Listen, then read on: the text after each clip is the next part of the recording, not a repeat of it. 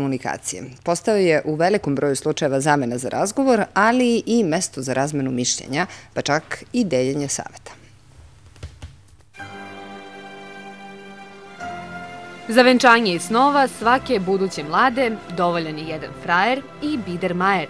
Tako bar tvrdi Ivana, autor ovog bloga. Nikada nije volela venčanja koja uz dva da donose i probleme koje, razume se, mlada mora da rešava. Zato je kada je došao red da i ona izgovori tu najkraću, a najvažniju reč, poželela čarobni štapić.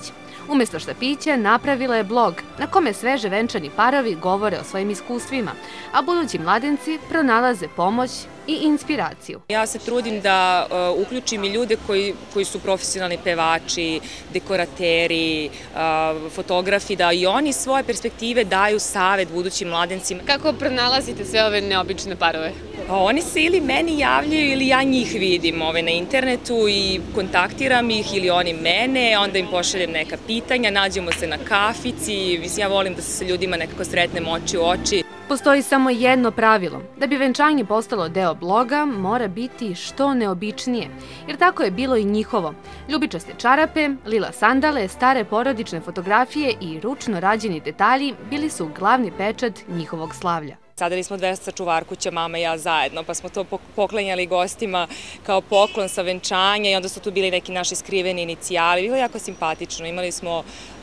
Išli smo mama i ja na šljunkaru, pa smo uzimale pesak koje smo stavljale u teglo od ajvara, vezivale gore čipkicu i stavljale unutra svećicu. Dijana i Jovan Kaurin su tek venčani par. Ideje su pronalazili baš na Ivaninom blogu, koja je i bila gost na njihovom venčanju. I to najveseliji. Umesto ruzmarina, bedževi i narukvice na kojima piše ja sam njegova diva.